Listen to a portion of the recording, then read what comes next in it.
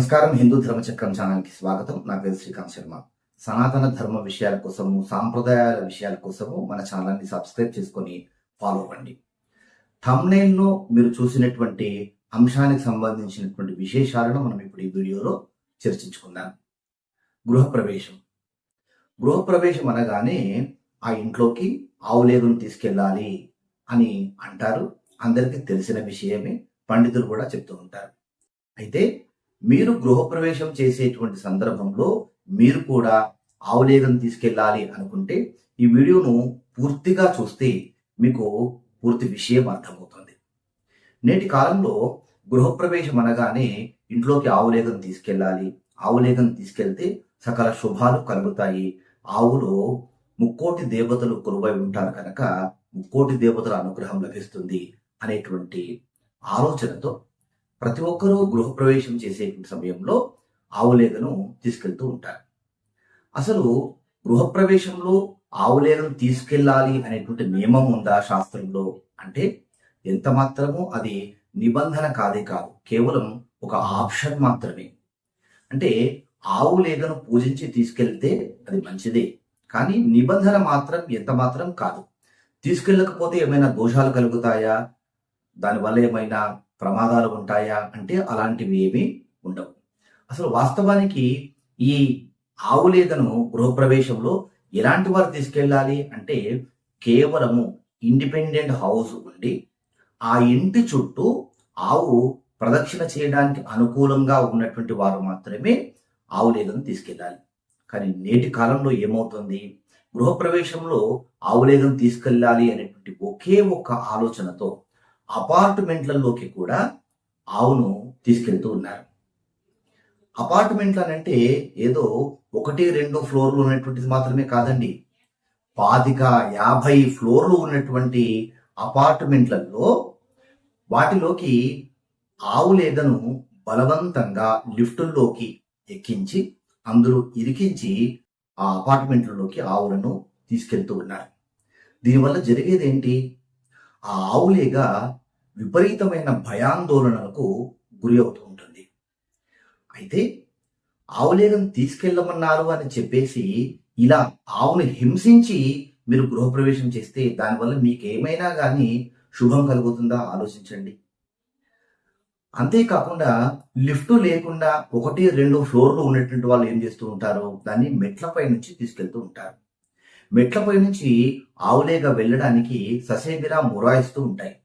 అప్పుడు ఏం చేస్తూ ఉంటారు, ఆవు మెడకు ఉన్నటువంటి పలుపు తాటును బలంగా పట్టుకొని ఆ ఆవు యజమాని దానిని బలంగా లాక్కెళ్తూ మెట్లను ఎక్కిస్తూ ఉంటాడు. ఈ సందర్భంలో జరిగేదేంటి, ఆవు మెడకు ఉన్నటువంటి ఆ పలుపు తాడు మెడ చుట్టూ ఉరి బిగించినట్టుగా అది ఎంత బాధిస్తుందో ఆవును మీరు ఎప్పుడైనా ఆలోచించారా? ఇది ఎంతవరకు సమంజసము ఒకసారి ఆలోచించండి. ఇంకో విషయం ఏంటంటే అసలు వాస్తవానికి గృహప్రవేశంలో ఆవులేగను తీసుకెళ్తే అది ఇండిపెండెంట్ హౌస్ అయినప్పటికీ కూడా 99% ఆ ఆవులేగలు భయాందోళనలకే గురి అవుతూ ఉంటాయి. ఎందుకు అంటే చుట్టూ ఉన్నటువంటి జనసందోహము ఒక కారణం, పక్కన ఉన్నటువంటి మేళతాళాలు ఒక కారణం, పక్కనే గట్టిగా వేద మంత్రాలు ఉచ్చరిస్తున్నటువంటి పండితులు ఒకవైపు, ఇలా ఆవు చుట్టూ ఇన్ని పరిస్థితులు ఉంటే అన్నిటి మధ్య ఆ ఆవు ప్రశాంతంగా ఉండకుండా భయాందోళనకు గురి అవుతూ ఉంటుంది. ఎప్పుడైతే ఆవు భయపడుతూ ఉందో అప్పుడు ఆ ఆవును మనం ఇంట్లోకి తీసుకెళ్ళడానికి మనకు అధికారము పూర్తిగా మనం కోల్పోయినట్టే. ఎలాంటి ఆవులేగను తీసుకెళ్ళాలి, కొన్ని ఆవులేగలు మాత్రమే చాలా సాత్వికంగా ఉంటాయి. చక్కగా మనం పూజ చేస్తే ఆ పూజను స్వీకరిస్తూ ఉంటాయి. చాలా సందర్భాల్లో ఆవులేగలను పూజించే సమయంలో అవి ఎంత మాత్రం కూడా మనకు సహకరించవు, భయానికి గురి అవుతూ ఉంటాయి కనుక అవి పూజను సరిగ్గా చేయనివ్వవు. పైగా పూలదండ వేసేటువంటి సమయంలో కానీ, ఆవుకి చీరను కప్పేటువంటి సమయంలో కానీ, మనం గంధము అలంకరణ చేసేటువంటి సమయంలో కానీ అది భయానికి గురి అయ్యి పక్కన ఉన్నటువంటి వారిని పొడిచేటువంటి అవకాశాలే ఎక్కువ సమయాల్లో జరుగుతూ ఉంటాయి. అంటే ఆవులేగను మనం పూజించాలి అని మనం తీసుకెళ్లేటువంటి సందర్భంలో అది పూజను సరిగ్గా చేయించుకోకుండా మన పైకి ఎదురు తిరిగేటువంటి అవకాశం, ఎందుకంటే దాన్ని అది సంరక్షించుకోవాలనేటువంటి కోణంలో అది ఎదురు తిరుగుతూ ఉంటుంది. ఈ కారణంగా అసలు గోపూజ సరిగ్గా కానే కాదు. గోపూజ సరిగ్గా కాకుండా మీరు ఏదో కేవలం నామమాత్రానికి ఆవును ఇంట్లోకి ప్రవేశం చేస్తూ ఉంటారు. గుర్తుపెట్టుకోండి, ఆవులేగను గృహప్రవేశం తీసుకెళ్ళాలి అనేటువంటిది నిబంధన కాదు, ఆప్షన్ మాత్రమే. కేవలము మీరు ఒకవేళ మీది ఇండిపెండెంట్ హౌస్ అయితే కనుక అలాంటి సందర్భంలో సాత్వికంగా మనం ఎంత పూజ చేస్తున్నా కానీ మొరాయించకుండా చక్కగా మనం పూజను స్వీకరించేటువంటి ఆవులేగా ఉన్నటువంటి దానిని మనము సెలెక్ట్ చేసుకోవాలి. ముందుగానే ఆవు యజమాని చెప్పాలి, ఏమండి బెదిరేటువంటిది పొడిచేటువంటి ఆవులేగా వద్దండి, చక్కగా ప్రశాంతంగా ఉండేటువంటి ఆవులేగా ఉంటేనే తీసుకురండి అని ఖచ్చితంగా చెప్పాలి. అలాంటి ఆవే మనం ఎంతసేపు పూజ చేస్తున్నా కానీ ఆ పూజను స్వీకరిస్తుంది. గోపూజ ఎలా చేయాలి? గోసూక్తము శ్రీ సూక్తము చదువుకుంటూ గోవుకి షోడశోపచారాలు చేయాలి.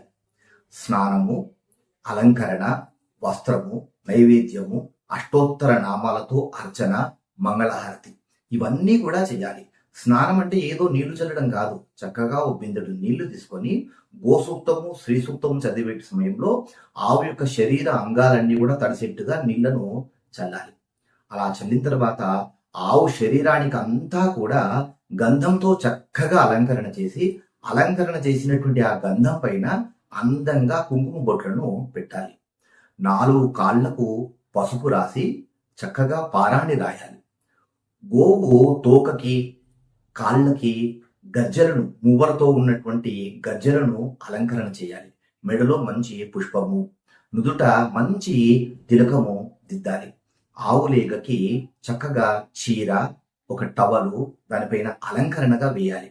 మంచి పూలమాలను దానికి తొడగాలి. కొమ్ములకు ఆభరణాలు ఉంటాయి, కొమ్ముల పైన పెట్టేటువంటి అలాంటి ఆభరణాలు తొడగాలి. ఆవుకి నైవేద్యంగా ఎలాంటి పదార్థాలు పెట్టాలి అనేటువంటిది ముందుగానే తెలుసుకొని అలాంటి పదార్థాలను నైవేద్యంగా పెట్టాలి. మంగళహారతి ఇవ్వాలి. ఇంటి యజమానులు, కుటుంబ సభ్యులు అందరూ కలిసి పురోహితులతో సహా ఆవు చుట్టూ 3 ప్రదక్షిణాలు చేయాలి.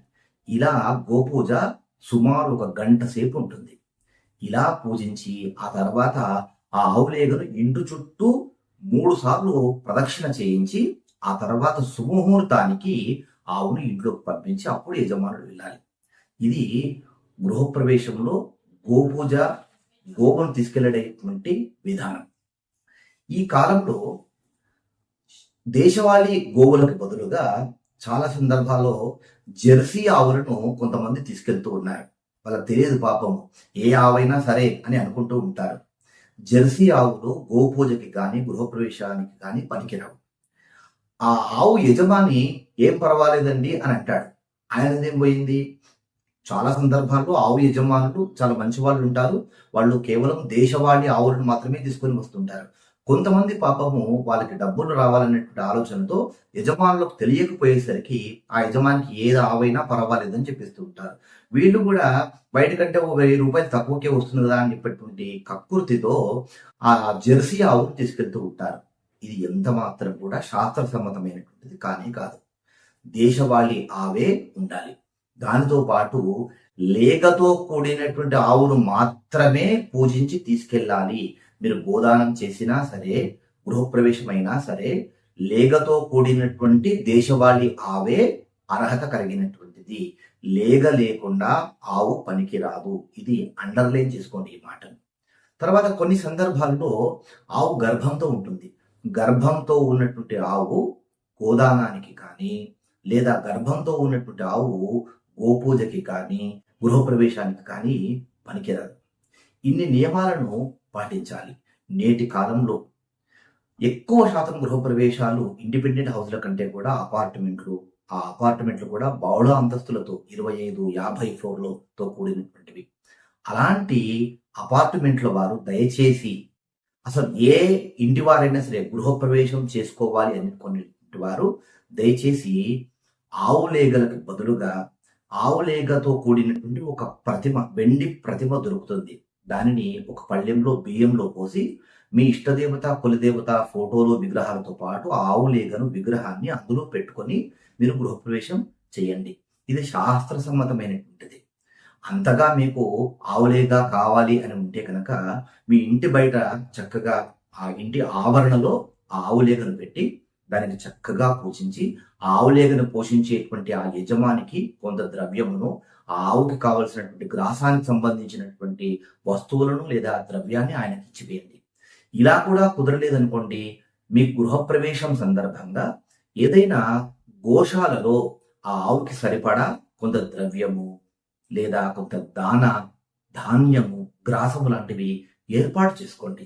ఇలా చేయడం వలన గృహప్రవేశంలో మీరు దేశవాళీ సవత్స గోవును తీసుకెళ్లినటువంటి ఫలితాన్ని ఈశ్వరుడు ఇస్తాడు. కనుక ఒకసారి 1కి 2 సార్లు ఆలోచించండి.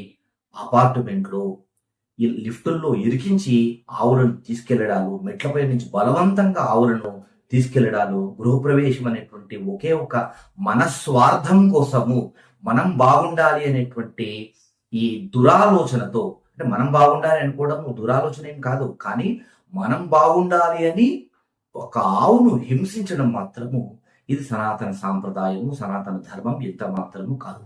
సనాతన ధర్మము అందరూ బాగుండాలి అని కోరుకునేటువంటిది. కనుక మన బాగు కోసం ఇతరులను, ఏ ప్రాణిని కూడా బాధ పెట్టాల్సినటువంటి అధికారము మనకి ఎంత మాత్రం కూడా లేదు. అలా చేస్తే అది పాపహేతువే అవుతుంది. దాని వలన పుణ్యానికి బదులుగా అధికమైనటువంటి పాపాన్ని మనం మూటగట్టుకుంటాం. కనుక గృహప్రవేశము అంటే ఆవులేగా లేకపోయినా కానీ, ఆవులేగా ప్రతిభతో మీరు గృహప్రవేశం చేసినా కానీ అది శాస్త్ర సమ్మతమైనటువంటి గృహప్రవేశమే అవుతుంది. ఈ సమాచారము ఇప్పుడు గృహప్రవేశం చేసుకునేటువంటి మీ బంధువులకు, స్నేహితులకు, మీ ఆత్మీయులకు అందరికీ ఈ వీడియోని పంపించండి. వారికి షేర్ చేసి వారికి కూడా ఈ విషయాన్ని తెలియజేసి వారిని హెచ్చరించండి, జాగరూకతలను చేయండి. ఈ వీడియో పైన మీ అభిప్రాయాన్ని కామెంట్ రూపంలో తెలియజేయండి. ఈ వీడియో నచ్చితే లైక్ చేస్తే కనుక ఎక్కువ మందికి రీచ్ అవుతుంది. ఈ వీడియోని లైక్ చేయండి. ఎలాంటి సందేహాలు ఉన్నా కానీ కామెంట్ బాక్స్ లో రాయండి. ఇంకా నాతో మాట్లాడాలి అనుకుంటే కనుక స్క్రీన్ పైన నా నంబర్ కనబడుతుంది. నాకు ఫోన్ చేసి నిస్సంకోచంగా మీ సందేహాలని అడిగి తెలుసుకోవచ్చు. మరో మంచి టాపిక్ తో మళ్ళీ కలుసుకుందాం. ఇప్పటి వరకు మన ఛానల్ని సబ్స్క్రైబ్ చేయనటువంటి వాళ్ళు సనాతన ధర్మ విషయాలు, సాంప్రదాయమైన శాస్త్రీయమైన విషయాలు మాత్రమే కావాలి అనుకునేటువంటి వారు మన ఛానల్ని సబ్స్క్రైబ్ చేసుకోండి. దేశాన్ని కాపాడుకుందాం, ధర్మాన్ని కాపాడుకుందాం. ఎందుకంటే ఈ దేశం మనది, ఈ ధర్మం మనది. గ్రహబలం, గృహబలం, ముహూర్త బలం అన్నింటికంటే కూడా దైవబలం కోటేట్లు గొప్పది. నిత్యం దైవబలం సాధించుకునేటువంటి ప్రయత్నం చేస్తూ ఉండండి. జై హింద్, జై భారత్, వందే మాతరం. నమస్తే.